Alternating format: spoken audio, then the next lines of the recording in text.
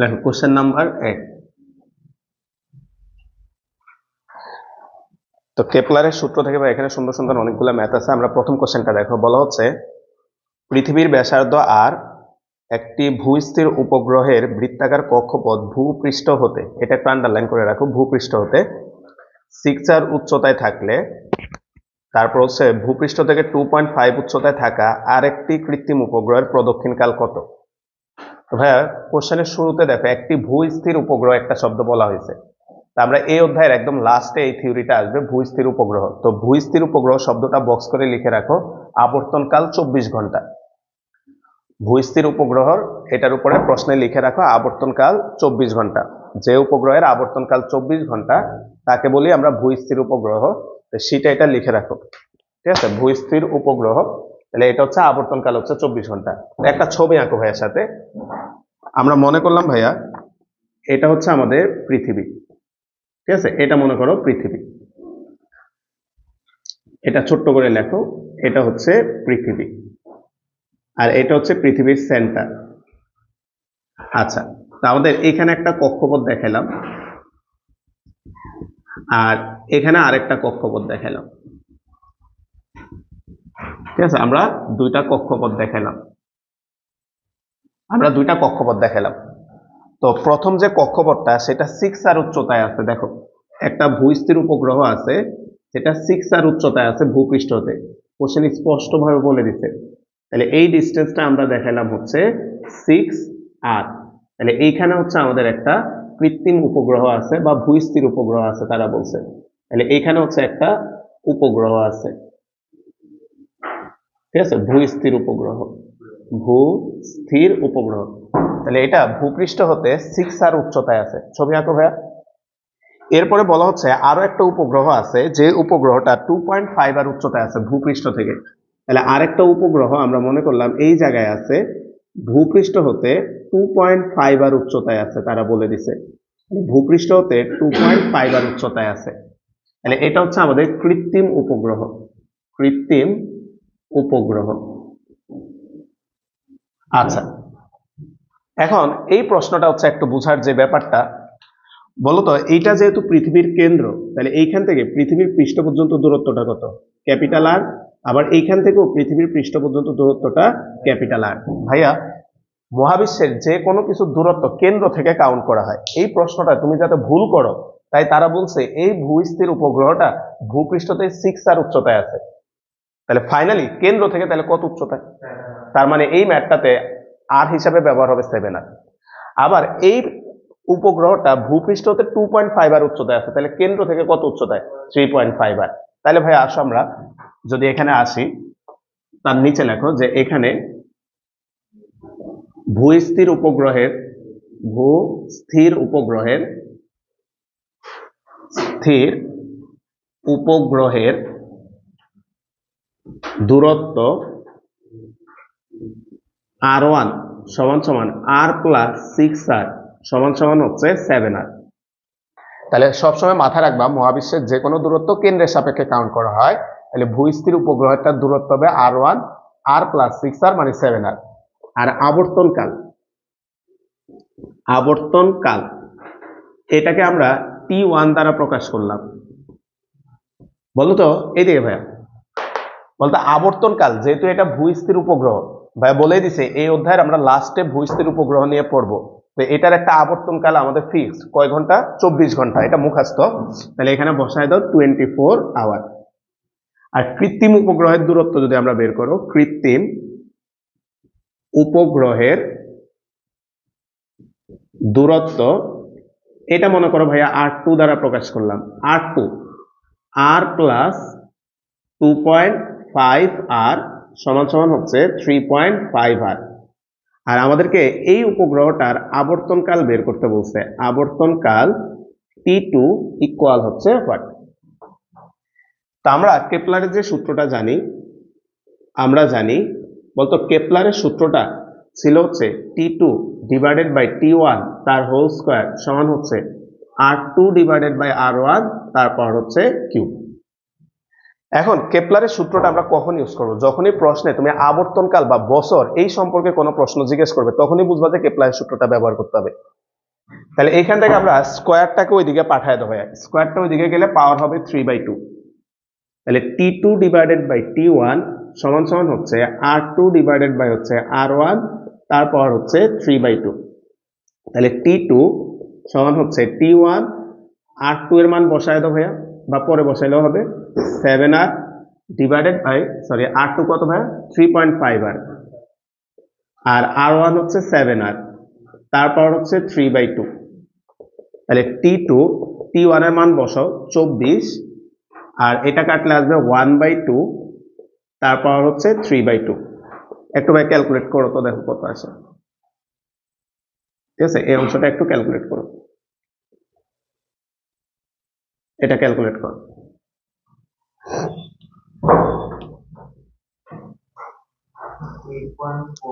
এই যে ডিগ্রি বাটনটা চাপ দাও, ইএনজির উপরে যে কমা কমা বাটনটা, এটা চাপ দাও। কত? হ্যাঁ আচ্ছা, 8 ডিগ্রি বলতে এখানে বোঝাচ্ছে 8 আওয়ার 29 মিনিট। তাহলে 8 ঘন্টা 29 মিনিট। পাশে অ্যান্সার দেওয়া আছে সম্ভবত, দেখো।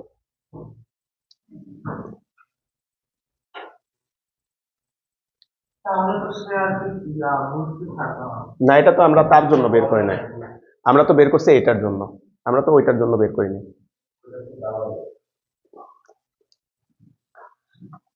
আচ্ছা, সেকেন্ড কোশ্চেনটা খেয়াল করো, সুন্দর একটা প্রশ্ন, এটা স্টার্ট দিয়ে রাখো, এটা প্রায় সময় পরীক্ষায় থাকে।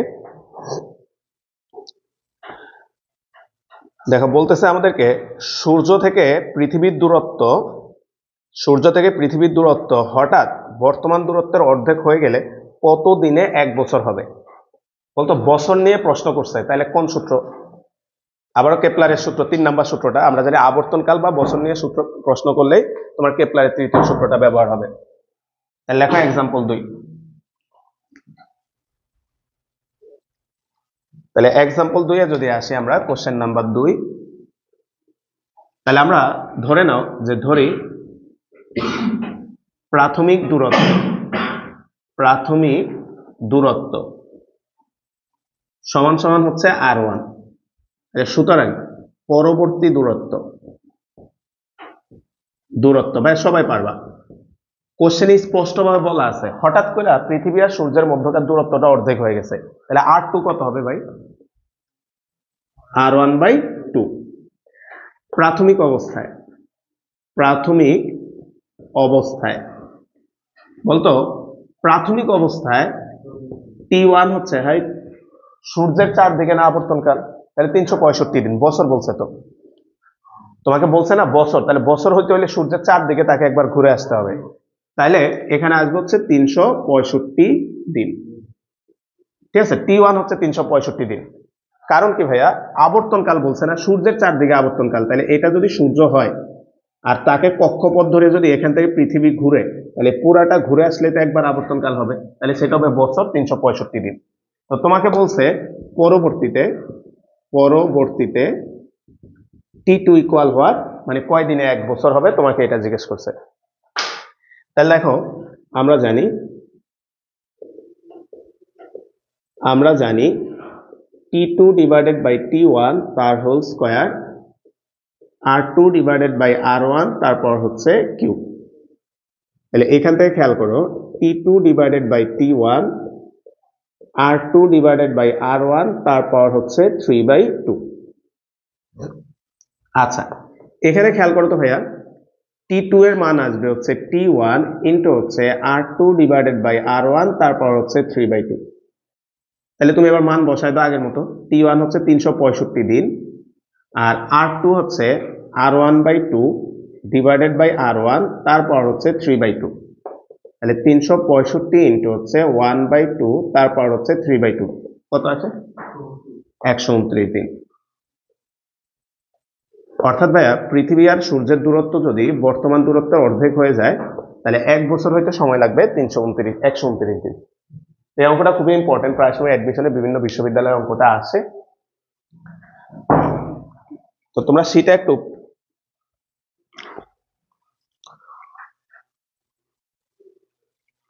15 নাম্বার কোশ্চেনটা আসো তো ভাইয়া, এটার পাশে লেখা রাখে যে 2 + 15, সেম কোশ্চেন। 15 নাম্বার কোশ্চেনটা দেখো, প্রশ্নটা একটু দেখো কি বলছে। 15 নাম্বার কোশ্চেনটা একটু দেখো কি বলছে। যদি পৃথিবী ও সূর্যের মধ্যবর্তী দূরত্ব অর্ধেক হয় তবে 1 সৌর বছর হবে। বুঝছি, সেম কোশ্চেন, 129 দিন। বুঝা গেছে ভাই? তাই 2 এর পাশে লেখা রাখো 2 + 15 একসাথে করা হয়ে গেল। আমরা 3 নাম্বার কোশ্চেনটায় আসো। দেখো এই প্রশ্নের প্রতি বছরই বলি ইঞ্জিনিয়ারিং এর জন্য ইম্পর্টেন্ট, আসবে আসবে, এখনো আসতেছে না, তবে আসবে এক সময়। এটা স্টার্ট দিয়ে রাখো, সুন্দর একটা কোশ্চেন। বলা হচ্ছে সূর্যের সাপেক্ষে পৃথিবীর কক্ষীয় কৌণিক ভরবেগ ও ভরের অনুপাত তোমাকে দিয়ে দিছে। যারা লাস্ট থিওরি ক্লাসটা ছিল কেউ বলতে পারবে কার কার অনুপাত দিছে? প্রশ্ন পড়ো, পড়লে বলতে পারবা। কৌণিক ভরবেগ দেখো আগের পেজে, দেখো আগের দিন পড়েছি, সেকেন্ড সূত্রে যাও, সেকেন্ড সূত্রের ওখানে এল এল এল এল বাই এম, তাই না? আমরা এই যে এরকম একটা সূত্র পড়ছি না, এরিয়াল ভেলোসিটি, ওই থিওরিটাতে যাও। বলতে আমরা এই সূত্রটা পড়ছি না ভাই, এরিয়াল ভেলোসিটি কত ছিল? ডিএ বাই ডিটি কত ছিল? L by 2m। তার মানে ভাইয়া তুমি বুঝছো যে এই মানটা তোমাকে দিয়ে দিছে, এল বাই এম, এটা বলে দিছে। তাহলে আমরা সাজা একটু যদি অঙ্কটা করি ভাইয়া, লেখো কোশ্চেন নাম্বার 3।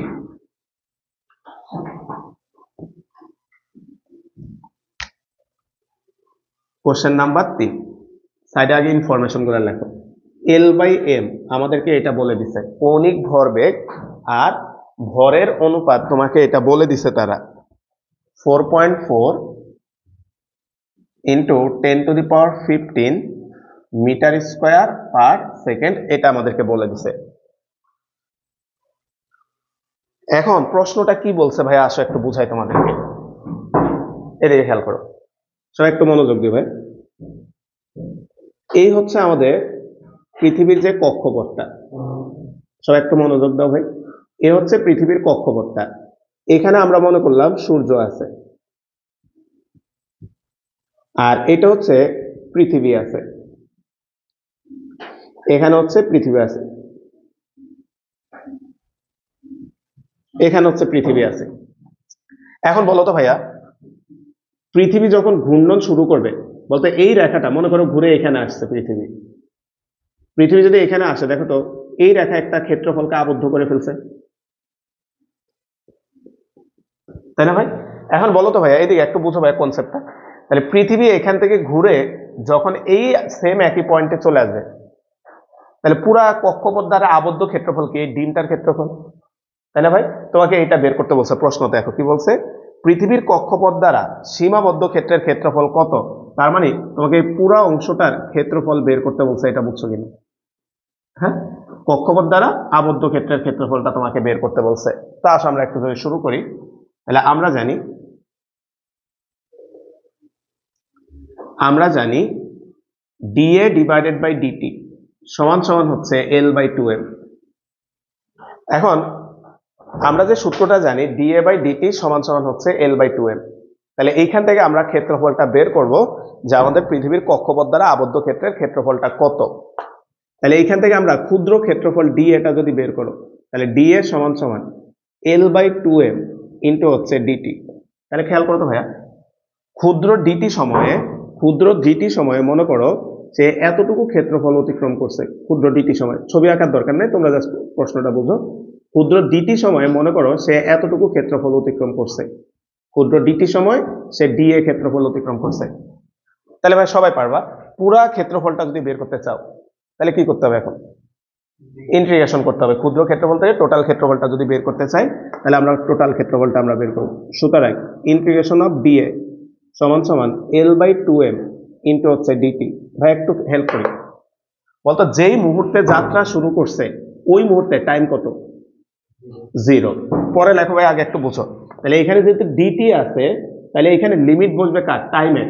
তাহলে যেই মুহূর্তে যাত্রা শুরু করছে তখন টাইমটা হচ্ছে 0, অতিক্রান্ত ক্ষেত্রফল কত ওই মুহূর্তে? যেই মুহূর্তে যাত্রা, কারণ কি কোনো ক্ষেত্রফল তো অতিক্রম করে নাই, তাহলে ক্ষেত্রফল 0। সে এইখান থেকে ঘুরে, এদিকে খেয়াল করো, সে এইখান থেকে ঘুরে আবার এখানে চলে আসছে, তাহলে টাইমটা কত হলো?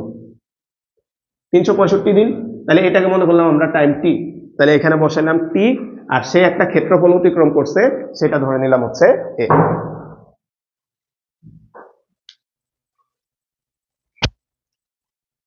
এখন আমরা যদি ইন্টিগ্রেশনটা করি ভাইয়া, খেয়াল করো, তাহলে ইন্টিগ্রেশন অফ ডি এ মানে হচ্ছে এ, তাহলে 0 থেকে এ L/2m এটাকে বের করে নিয়ে আসলাম, ইন্টিগ্রেশন অফ 0 থেকে টি ডিটি।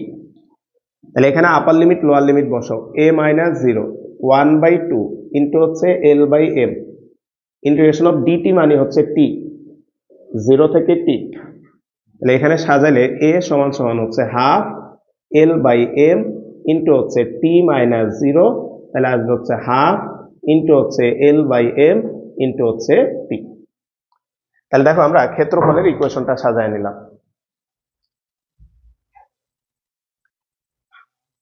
আসো এবার আমরা মান বসাই। এখন এই যে টোটাল ক্ষেত্রফলটা বের করার জন্য তোমার খেয়াল করো, L/m এই রাশিটা লাগবে, তাই তারা এটা বলে দিছে তোমাকে ওইখানে। তাহলে এইখানে যদি আমরা এই মানটা বসায় দাও ভাই,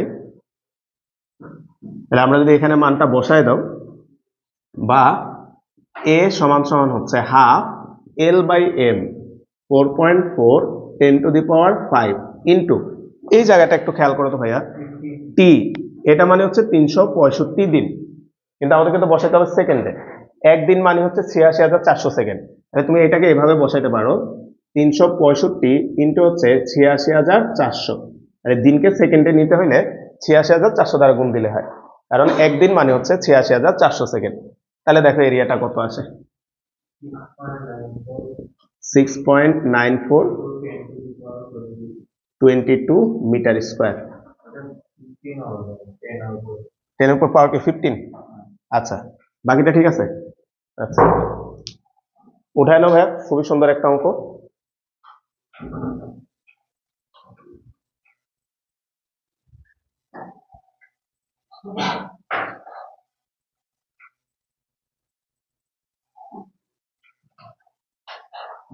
সজীব বুঝছি ভাই, অবশ্যই পারবো।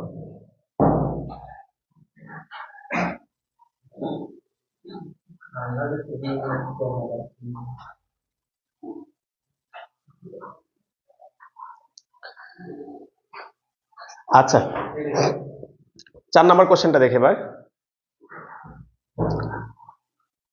4 নম্বরে বলা হচ্ছে একটি উপগ্রহ, সবাই খেয়াল করো, একটি উপগ্রহ পি এর চারদিকে, মানে উপগ্রহটার নাম দিছে পি, একটি গ্রহ পি এর চারদিকে কোন উপবৃত্তাকার কক্ষপথে একটি উপগ্রহ আবর্তন করছে।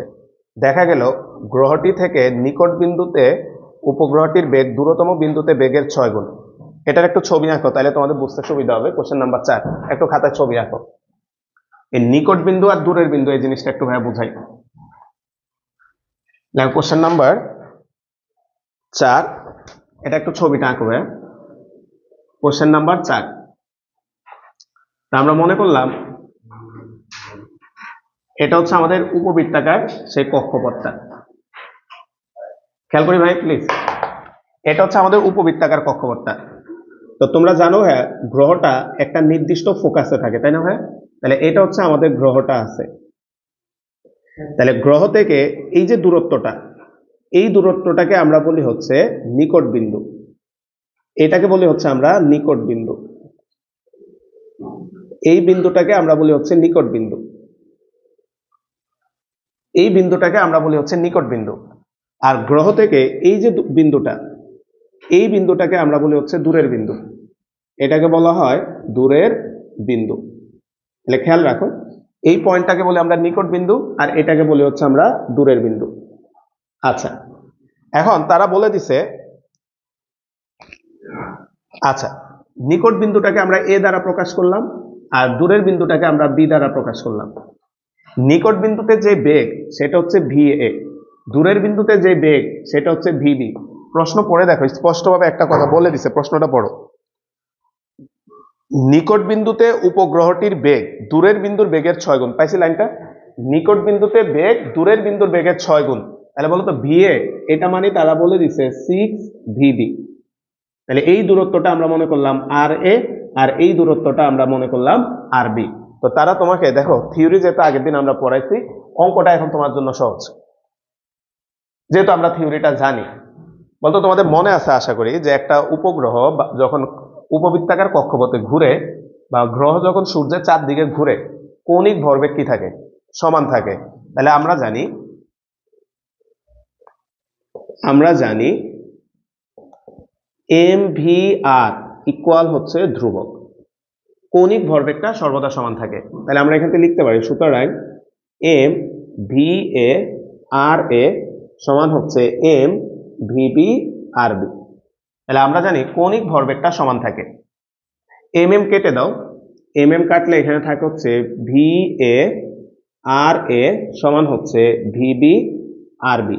তাহলে এইখান থেকে আমরা V A divided by V B, এই মানটা যদি আমরা বের করো তাহলে এটা আসবে আর বি বাই আর এ। আচ্ছা, আর এ আর বি এর অনুপাত বের করতে বলছে, তাহলে R A divided by R B সমান হচ্ছে V B divided by V A. তাহলে তোমার ভি এর মান বলে দিছে, খেয়াল করো, ভি এর মান বলে দিছে 6 ভিবি।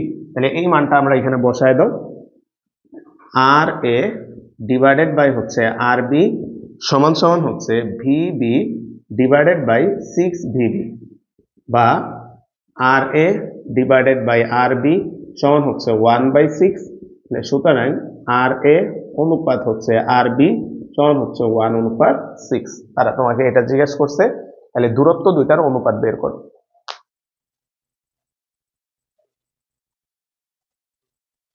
একটু অনেকগুলো অঙ্ক ভাই, সাথে সাথে উঠাও, একটু সাথে সাথে উঠাও, অনেকগুলো অঙ্ক, তাহলে শেষ করতে পারবো না।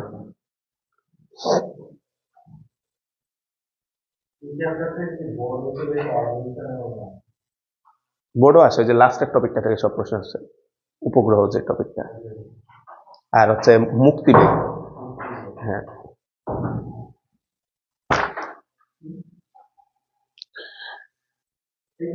আচ্ছা, এই ম্যাথটার সিমিলার একটা ম্যাথে যাব আমরা। তো এখানে আরেকটা শব্দ একটু লিখে রাখো, যে নিকট বিন্দু, এটার বাংলা আরেকটা নাম আছে। নিকট বিন্দু এর বাংলা আরেকটা নাম আছে, এটার নাম হচ্ছে অনুসুর বলে। অনুসুর, অনুসুর বলতে বোঝায় যে বিন্দুটা হচ্ছে কাছের বিন্দু, আর যেটা দূরের বিন্দু সেটাকে বলে অপসুর। যে বিন্দুটা দূরের বিন্দু তাকে বলা হয় অপসুর। তা জানি না, তাহলে অনুসুর আর হচ্ছে অপসুর। তাহলে অনুসুর বলতে বুঝবো যে আমরা নিকট বিন্দুটার আরেকটা নাম হচ্ছে অনুসুর, আর দূরের বিন্দুর আরেকটা নাম হচ্ছে অপসুর। তো এটা বলার সাথে সাথে আমরা হচ্ছে 17 নাম্বার অঙ্কটাতে চলে আসো। সবাই লেখো কোশ্চেন নাম্বার 17। কোশ্চেন নাম্বার 17, এটার আর ছবি আঁকার দরকার নাই, এটা আমরা সরাসরি অঙ্কটা করে ফেলি। কোশ্চেন নাম্বার 17, যেহেতু একটা ছবি আঁকছো এটার আর ছবি আঁকার দরকার নাই, এখানে একটু খেয়াল করো। তো বলা হচ্ছে বুধ গ্রহের অনুসুর, দেখো অনুসুর যদি না বুঝো ওই জন্য ভাই ব্র্যাকেটে লিখে দিচ্ছি, যে বিন্দু সূর্যের নিকটতম, ও অপসুর যে বিন্দু সূর্য হতে দূরত্বে, এটার দূরত্ব তোমাকে দিয়ে দিছে। তার মানে ভাইয়া তোমাকে এই যে আর এ বলতো নিকটের যে দূরত্ব সেটা মনে করো আর এ, নিকটের যে দূরত্ব সেটা মনে করলাম আমরা আর এ, আর এ তোমাকে বলে দিছে আর এ সমান সমান হচ্ছে 4.59 ইন্টু 10⁻10 মিটার। একটু খেয়াল করো। আর দূরের বিন্দু অপসুরের দূরত্ব বলে দিছে, অপসুরের দূরত্ব বলে দিছে আর বি, এটা তোমাকে বলে দিছে হচ্ছে 6.98 ইন্টু হচ্ছে 10⁻10 মিটার। আচ্ছা, এরপরে বলছো অপসুর স্থানে বেগ, তাহলে বলতো ভিএ বলছে না ভিবি বলছে? ভিবি অপসুর স্থানে বেগ, তাহলে ভিবি বলে দিছে। তাহলে ভিবি তোমাকে বলে দিছে 3.88 10⁻4 মিটার পার সেকেন্ড। তো তোমাকে জিজ্ঞেস করছো অনুসুর স্থানে বেগ কত, মানে ভি এটা কত। তাহলে বলতো আমরা যে ম্যাথটা একটু আগে করছি ওইটার এটা অলমোস্ট সেম, ওইটাতে মান দেওয়া ছিল না অনুপাত ছিল, আর এখানে মান দেওয়া আছে, তুমি মানটা পাবা। তাহলে লেখা হচ্ছে আমরা জানি, তাহলে আমরা কি জানি, এম ভি আর ইকুয়াল হচ্ছে ধ্রুবক। ওই সূত্রটা ডিরেক্ট না লেখা আগে এটা লিখে নিও, তাহলে সুন্দর হয় অঙ্কগুলা। তাহলে সুতরাং এম ইন্টু ভিএ আর এ সমান সমান হচ্ছে M into VB R B. তাহলে আমরা ভি এর মানটা বের করব। তাহলে ভি এ সমান সমান হচ্ছে এম এম কাটা V B R B divided by হচ্ছে আর এ। তাহলে ভিবি এর মানটা বসাও 3.88 10⁻⁴ ইন্টু হচ্ছে আর বি 6.98 10⁻10 আর আর এ হচ্ছে 4.59 10⁻10। না একটু ক্যালকুলেট করো দেখো মিলছে 10⁻³ মিটার পার সেকেন্ড। দেখো এই অঙ্কগুলা ভাইয়া আমাদের ভাই হালকা থিওরি আলোচনা করছে, বিভিন্ন সময় পরীক্ষা আসতে পারে।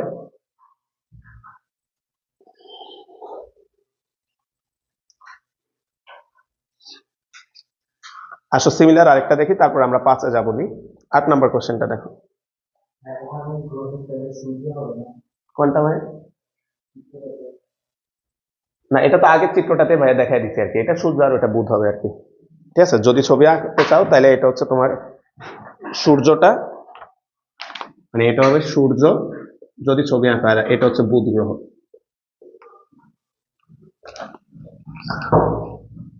আচ্ছা একটু 18 নম্বর কোশ্চেনটা ধরো। দেখো আমরা সেম টাইপের গুলা দেখে তারপর আবার উপরে যাচ্ছি। বলা হচ্ছে if the angular momentum of a planet of mass M, বলতে অ্যাঙ্গুলার মোমেন্টাম মানে হচ্ছে কৌণিক ভরবেগ। ঠিক আছে ভাইয়া, অ্যাঙ্গুলার মোমেন্টাম মানে হচ্ছে কৌণিক ভরবেগ। তাহলে if the angular momentum of a planet of mass M moving around sun in a circular orbit is L, মানে বৃত্তাকার পথে ঘূর্ণায়মান একটা গ্রহের কৌণিক ভরবেগ যদি ক্যাপিটাল এল হয়, তো বলা হচ্ছে about the centre of the sun হবে আর কি। আচ্ছা ইটস এরিয়াল ভেলোসিটি, বলতে এরিয়াল ভেলোসিটি জিজ্ঞেস করছে, সরাসরি সূত্রটা জিজ্ঞেস করছে, বুঝছো কিনা? কত নাম্বার? তাহলে তো বুঝতেই পারতেছো, সি L/2m, বুঝছো ভাইয়া? আচ্ছা যাই হোক, আমরা উপরে একবার আসো হচ্ছে 5 নাম্বার কোশ্চেনটাতে আসো। কুমিল্লা বোর্ড 2022-এ যে প্রশ্নটা আসছে, দেখো কোশ্চেন নাম্বার 5।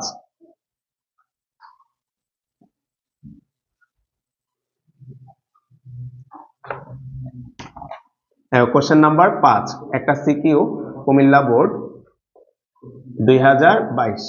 না একটু কথা না, একটু খেয়াল করো।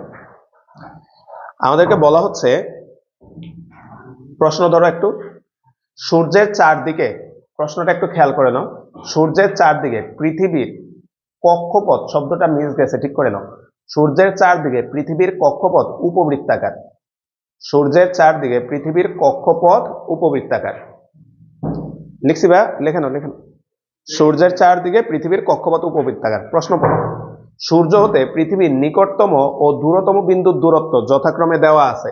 এটার একটু ছবিটাই কেন ভাইয়া, তাহলে বুঝতে সুবিধা হবে পরে। তাহলে এই হচ্ছে আমাদের কক্ষপথটা, তাহলে এটা হচ্ছে সূর্য আমরা মনে করলাম,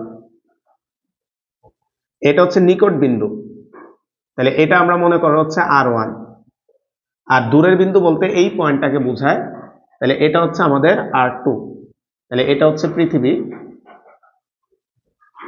ঠিক আছে, এখানেও হচ্ছে পৃথিবী, পৃথিবী এই পয়েন্ট থেকে ঘুরতে ঘুরতে ওই পয়েন্টে গেছে, এটা হচ্ছে নিকট বিন্দু আর এটা হচ্ছে দূরের বিন্দু। আচ্ছা এরপরে কোশ্চেনটা দেখো কি বলছে। তো তোমার মতো একজন মেধাবী শিক্ষার্থী আছে, তো সে একটা দাবি করলো, দেখো কি বলছে।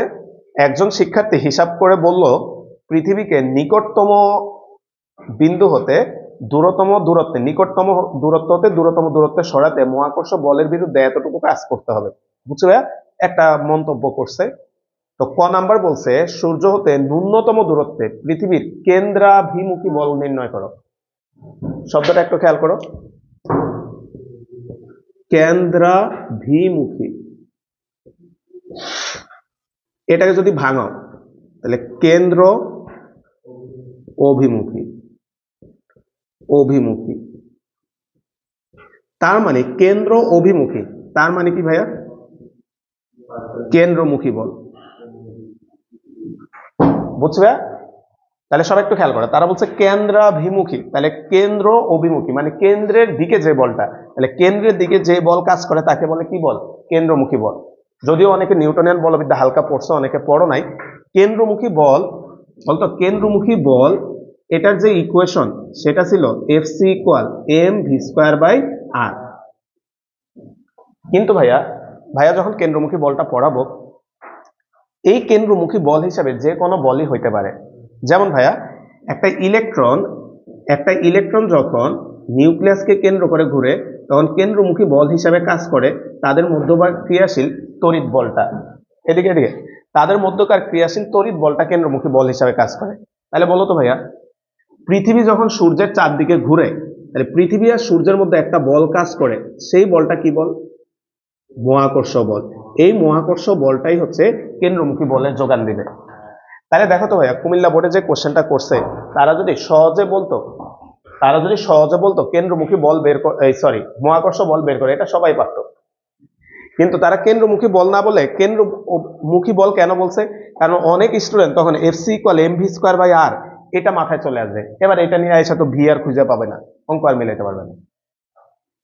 তাইলে আমরা এই ক্ষেত্রে যে কাজটা করব ভাইয়া, ক নাম্বার কোশ্চেন লেখো। ক, কেন্দ্রাভিমুখী বল এফসি সমান সমান হচ্ছে মহাকর্ষ বল এফজি। অর্থাৎ মহাকর্ষ বলটাই এখানে কেন্দ্রমুখী বল হিসাবে কাজ করবে। এখানে নাম্বার ক দিচ্ছে আর কি, ক মানে গ আর কি।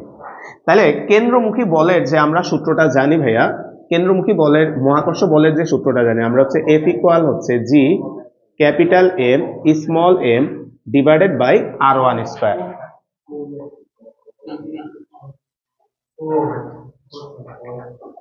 আচ্ছা এদিকে তাহলে কেন্দ্রমুখী বল হিসাবে এক্ষেত্রে কাজ করবে মহাকর্ষ বলটা, আর মহাকর্ষ বলের সূত্র জানি G M M by R square.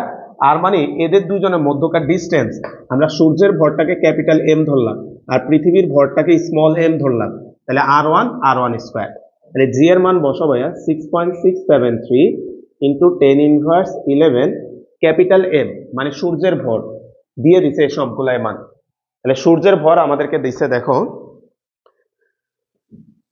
সূর্যের ভর দিছে হচ্ছে 2 × 10⁻30 পৃথিবীর ভর দিয়ে দিছে 5.69 10⁻24 আর আর ওয়ান নিকট বিন্দুর দূরত্ব বলে দিছে 1.47 ইন্টু হচ্ছে 10⁻14 তার স্কোয়ার। না ভাই একটু ক্যালকুলেট করো কেন্দ্রমুখী বলটা কত আসে।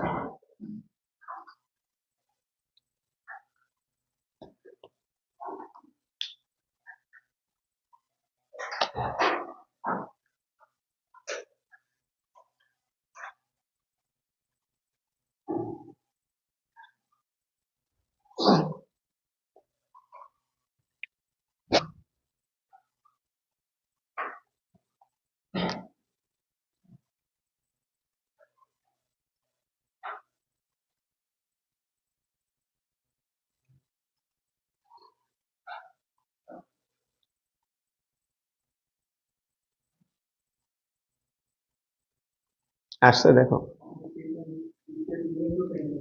হ্যাঁ ঠিক আছে। তাহলে আসছে হচ্ছে 3.68 10⁻16 নিউটন। তাহলে দেখো সহজ একটা প্রশ্ন, জাস্ট একটু তোমাকে কেন্দ্রাভিমুখী বল বলে একটু জাস্ট পরীক্ষার হলে প্রেসার দিচ্ছে আর কি। অর্থাৎ আমরা জানি কেন্দ্রমুখী বল হিসাবে এক্ষেত্রে কাজ করবে মহাকর্ষ বল, তাহলে মহাকর্ষ বলের সূত্রের মান বসাই দিলাম। এবার পরের কোশ্চেনটা দেখো, কাজ শক্তি ক্ষমতা অধ্যায় থেকে দিছে। খ নাম্বার মানে ঘ নাম্বার 4 মার্কের যে কোশ্চেনটা সেটা হচ্ছে কাজ শক্তি ক্ষমতা অধ্যায় থেকে দিছে। তো ভাই এখানে যদি লিখি খ, দেখো ওই যে একজন শিক্ষার্থী দাবি করলো, কি দাবি করছে ভাইয়া খেয়াল করো, যে নিকট বিন্দু হতে দূর বিন্দুতে সরাইতে এতটুকু কাজ করতে হবে। তাহলে তোমাকে জিজ্ঞেস করছে এই উক্তিটা তার সঠিক কিনা। তার মানে তোমাদের মনে আছে কিনা এই থিওরিটা আমরা প্রমাণ করছিলাম, মহাকর্ষ বলের বিরুদ্ধে কৃত কাজের সূত্রটা ছিল W equal G capital M small M into হচ্ছে 1/r1 মাইনাস হচ্ছে 1/r2। কাজ শক্তি ক্ষমতা অধ্যায়ে আমরা প্রুভ করছিলাম এটা। এখান থেকে কিন্তু আমরা আস্তে আস্তে এমজিএস প্রমাণ করছিলাম, বিভব শক্তি মনে আছে না ওই সূত্রটা। তাহলে লেখো direct W equal G M M into হচ্ছে 1/r1 মাইনাস হচ্ছে 1/r2। তাহলে আমরা এই জায়গায় ভ্যালুগুলা বসাও। 6.673, দেখো ভাই ইন্টারমিডিয়েট লাইফটা একটু কঠিন, যারা এখনো গায়ে হাওয়া লাগায় ঘুরছো ফার্স্ট ইয়ারটা শেষ হয়ে গেলে তখন টের পাবা, ঠিক আছে? ফার্স্ট ইয়ারটা শেষ হলে, এই তো শেষ হইলে তারপরে টের পাবা আর কি। যেমন যখন মাত্র কলেজে উঠে, ঠিক আছে, যখন কলেজে উঠে সবাই ভাই আমি ডাক্তার হব, আমি ইঞ্জিনিয়ার হব, এই হব সেই হব, কারেন্ট থাকে। তো ফার্স্ট ইয়ার শেষে সেকেন্ড ইয়ারে মাঝে মাঝে আয়সা বলে যে ভাই দোয়া করেন যাতে কোনো রকম পাস করে আসতে পারি, ওই কারেন্ট চলে যাবে ফার্স্ট ইয়ার শেষে। ওই জন্য যারা এখনো পড়াশোনায় মনোযোগী হও না ভাই, একটু মনোযোগী হও। তাইলে ভাইয়া আমরা যদি মানটা বসায় দিই 1/r1, বলতে r1 মানে হচ্ছে নিকট বিন্দুটার দূরত্ব 1.47 ইন্টু হচ্ছে 10⁻14। r2 এর ভ্যালুটা বলতো দূরের বিন্দুটার দূরত্ব,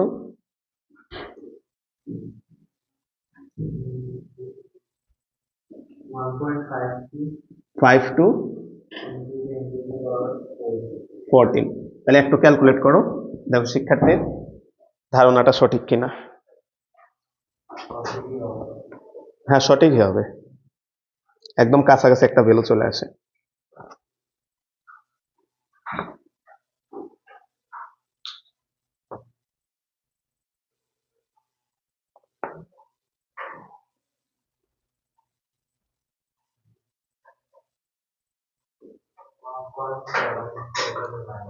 সেভেন সেভেন মানে তো 8, তাই না? তাহলে লেখো 1.8, পাওয়ারটা দেখো মিলছে কিনা।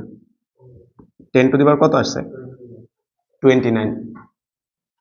ঠিক আছে, তাহলে শিক্ষার্থীর উক্তিটা সঠিক।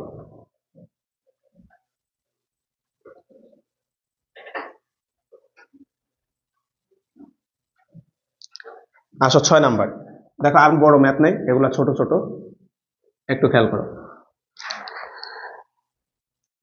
6 নম্বরে বলছে, তোমরা সবাই পারবে, একটু খেয়াল করো।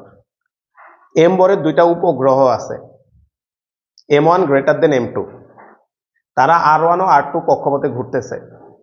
বলা হচ্ছে এদের বেগটা কেমন হবে, মানে নিচের কোন রিলেশনটা সঠিক বলতো ভাইয়া? আমরা জানি বেগের সাথে আর এর রিলেশন কি? ব্যস্তানুপাতিক, লাস্ট ক্লাসে আমরা প্রুভ করছি। তাহলে একটু সাজায় লেখো, যেহেতু আমরা বেগের সাথে আর এর রিলেশনটা হচ্ছে ব্যস্তানুপাতিক,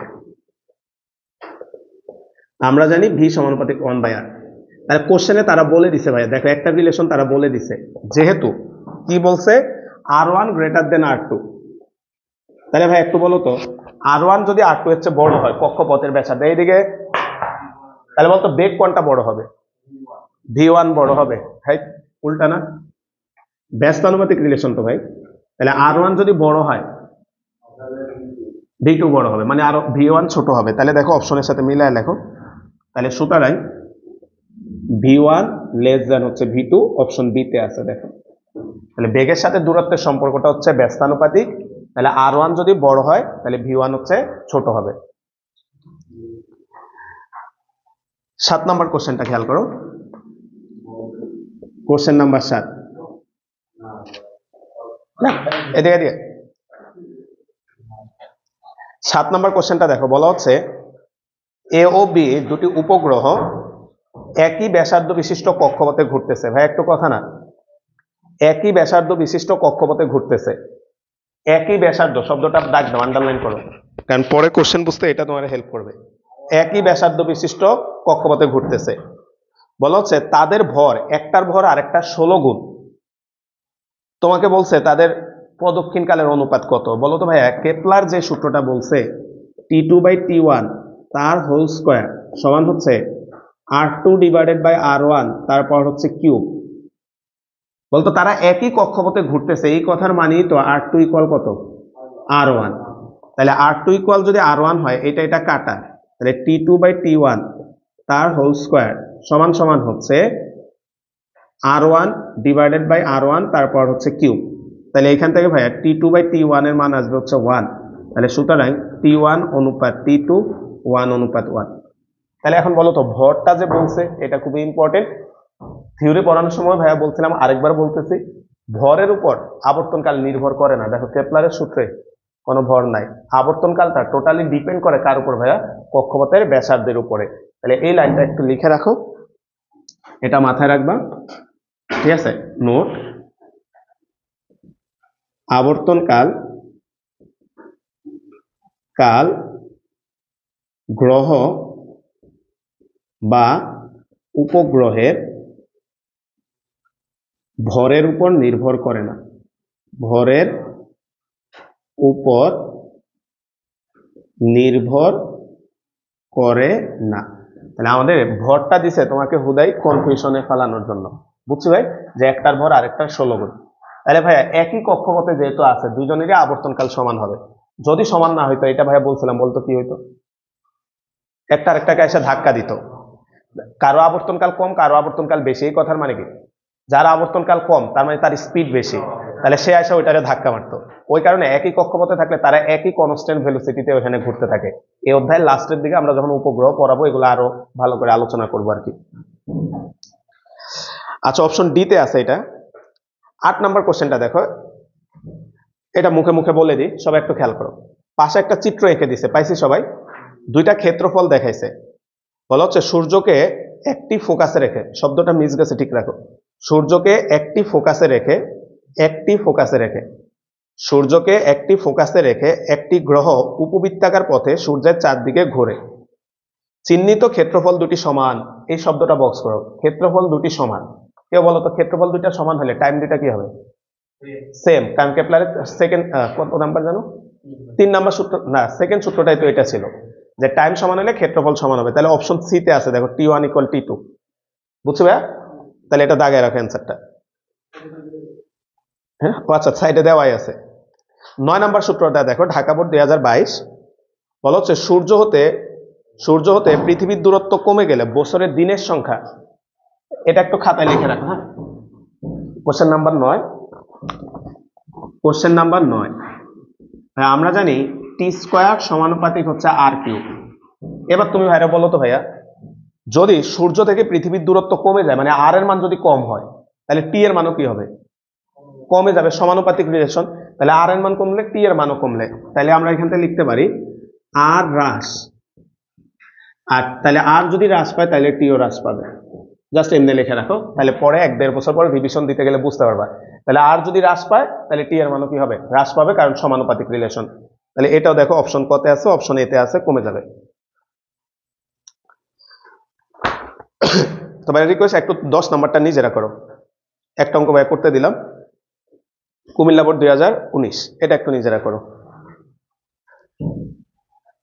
কোশ্চেন নাম্বার 10, এটা একটু নিজেরা করো।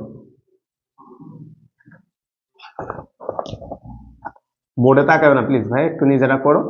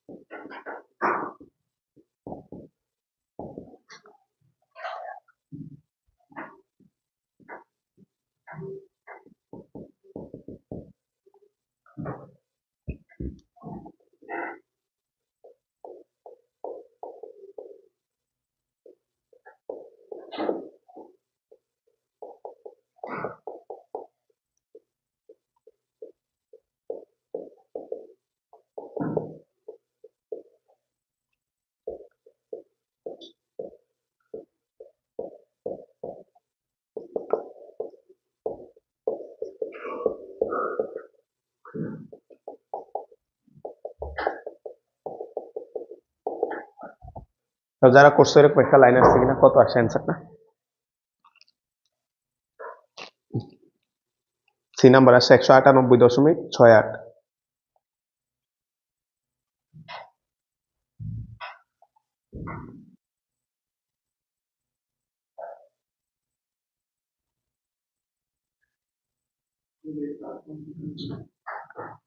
$198.68 দিন।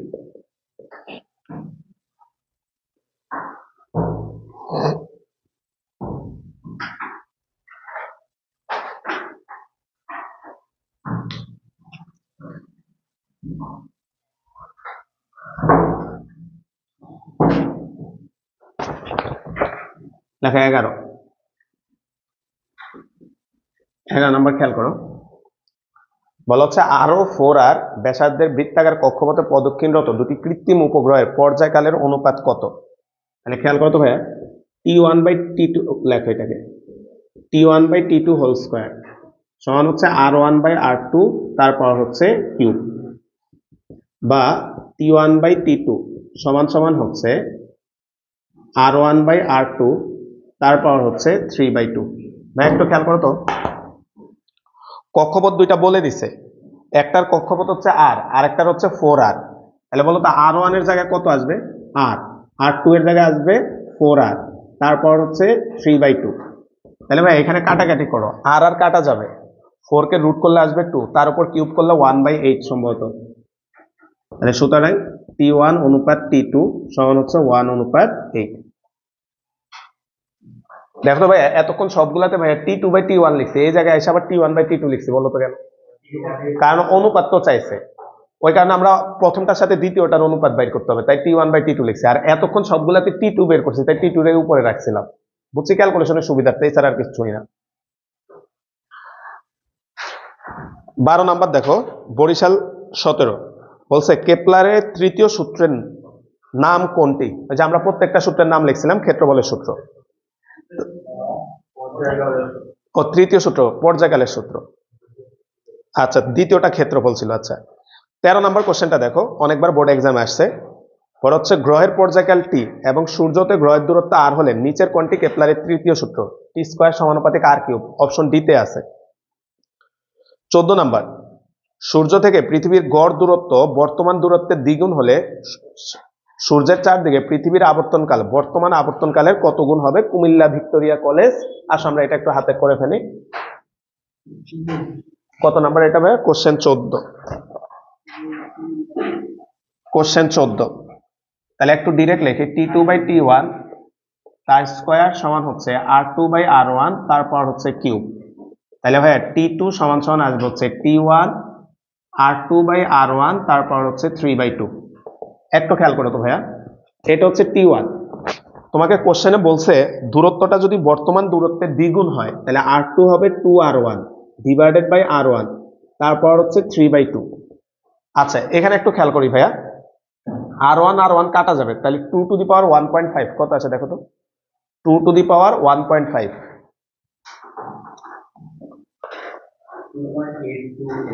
2.828 T1। তাহলে দেখো অপশনে আছে কিনা, এই যে অপশন সি তে আছে 2.83।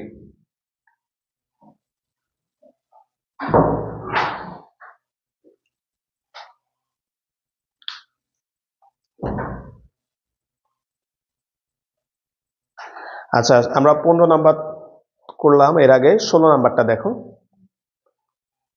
এই 16 নাম্বারটা স্টার্ট দিয়ে রাখো, এটা অ্যান্সার মুখস্থ রেখে দেবে, এটা প্রায় সময় ভর্তি পরীক্ষায় থাকে, একদম সরাসরি মুখস্থ রাখবা 223 দিন। আসল অঙ্কটা আমরা দেখি, সহজ অঙ্ক, কিন্তু এটা যেহেতু প্রায় সময় আসে ডিরেক্ট মুখস্থ রেখে দিবা। তপন স্যারের বইয়ের ম্যাথ এটা। কোশ্চেন নাম্বার 16 কুমিল্লা ক্যাডেটে যেটা আসছে, তুমি একটু খেয়াল করো, বলছে সূর্যের চারদিকে শুক্র ও পৃথিবীর কক্ষপথের ব্যাসার্ধের অনুপাত। তাহলে শুক্র আর পৃথিবী ভাইয়া বোঝার সুবিধার্থে আমরা শুক্র গ্রহের 16 শুক্র গ্রহের ও পৃথিবীর কক্ষপথ পথের ব্যাসার্ধ যথাক্রমে R1 ও R2। একটু খেয়াল করো ভাইয়া, আমরা শুক্র গ্রহ আর পৃথিবীর কক্ষপথের ব্যাসার্ধটা R1 আর R2 দিয়ে প্রকাশ করে নিলাম। তাহলে আমাদেরকে এখানে বলে দিছে সুতরাং R1 অনুপাত R2 সমান সমান হচ্ছে 54/75। তাহলে এইখান থেকে আমরা R1/R2 এর মানটা যদি বের করো, এটা আসবে 54/75। এখন তোমাকে বলা হচ্ছে পৃথিবীতে যদি 365 দিনে 1 বছর হয় তাহলে শুক্রতে কত দিনে 1 বছর হবে? বলো তো ভাই, T1 বলছে না T2 বলছে? T2, কারণ আমরা পৃথিবীকে 2 দ্বারা প্রকাশ করছি। তাহলে পৃথিবীর আবর্তন কাল T2 ইকুয়াল হচ্ছে 365 দিন। তা আমরা বের করব হচ্ছে শুক্র গ্রহের আবর্তন কাল T1 ইকুয়াল হচ্ছে তাহলে আমরা জানি হচ্ছে T1/T2 তার হোল স্কয়ার সমান হচ্ছে R1/R2 তার পাওয়ার হচ্ছে কিউব।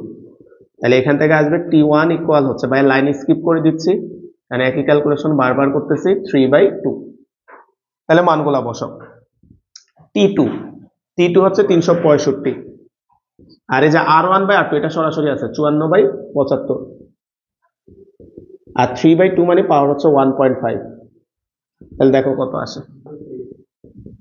সুতরাং T1 সমান হচ্ছে 223 দিন। তো ওইটাই 23 লেখছে কোনটা বুঝলে 222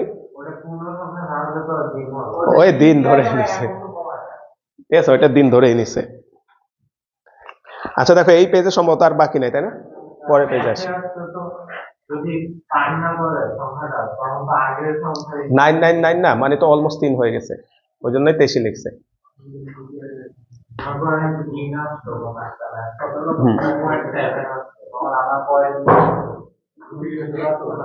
দুই দিনে এত ঘন্টা লিখবা, হ্যাঁ যেমন এটা চাপ দাও অলমোস্ট তোমার এটা 23 দশমিক কত আসছে না 22 দশমিক, দেখো কত আসছে ডিগ্রি চাপ দাও, এই তো। আচ্ছা আসো পরের কোশ্চেনটা দেখবে সবাই, একটু প্রশ্নটা দেখো, বাকিগুলো আমরা এগুলা করা লাগবে না। 17 নাম্বার দেখো, এগুলো আমরা মুখে মুখে পারবা। পরের পেজে দেখো, 9 করি নাই,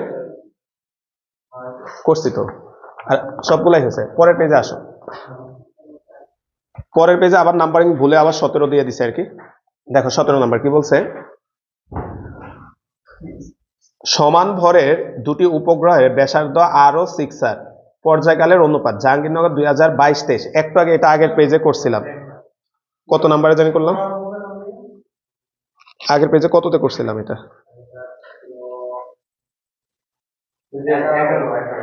11তে, হ্যাঁ যশোর বোর্ড 17 যেটা ওইটাই জাহাঙ্গীরনগরে 2022-23 আসছিল। যাই হোক, এরপরে খেয়াল করো ভাইয়া 18 নম্বর কোশ্চেনটা দেখো, সূর্যের চারদিকে আবর্তনরত মঙ্গল গ্রহের কক্ষপথের ব্যাসার্ধ পৃথিবীর কক্ষপথের ব্যাসার্ধের 1.53 গুণ। পৃথিবীতে 365 দিনে 1 বছর হলে মঙ্গল গ্রহে কত দিনে 1 বছর হবে, পারা যাবে না এই ম্যাথটার মতো। এরপরে দেখো আমরা সেকেন্ড যে কোশ্চেনটা আসছে, এবার দেখো মিলাও। সেকেন্ড কোশ্চেনটা আইআইটিতে তোমার জন্মের আগে 1996-তে আসছিল, 2 নাম্বার কোশ্চেনটা আগের পেজে, ওইটাই যে নটর ড্যামে গত বছরে আসছিল 15 নাম্বার কোশ্চেনটা, বুঝছি ভাই। এরপরে দেখো আমাদের ভার্সিটিতে জাহাঙ্গীরনগরে 2022-23 সালে আসছে, জাতীয় কবি কাজী নজরুল ইসলাম ইউনিভার্সিটি 2018 সালে আসছে, যশোর বিজ্ঞান ও প্রযুক্তি বিশ্ববিদ্যালয় 2017 সালে আসছে, মানে ওই কোশ্চেনটাই বারবার আসতেছে, বুঝছি ভাই। সেকেন্ড কোশ্চেনটা কত ছিল অ্যান্সার, 129 দিন। আচ্ছা তারপর 20 নাম্বার তো কেপলারের সূত্র জিজ্ঞেস করছে, 21 নাম্বার ওই কোশ্চেনটা আবার আসছে, কেপলারের তৃতীয় সূত্র কি নামে পরিচিত, এই সে হবে যাবে শেষ, বুঝছি ভাই। তোমার লয় কারো দেখা হবে? আচ্ছা তাহলে এখানেই থাক, তো ঠিক আছে আজকে একটু থাক। আমরা নেক্সট ক্লাসে হচ্ছে মহাকর্ষ সূত্রটা শুরু করবো আর কি, নিউটনের মহাকর্ষ যে সূত্রটা আছে, ঠিক আছে ভাই।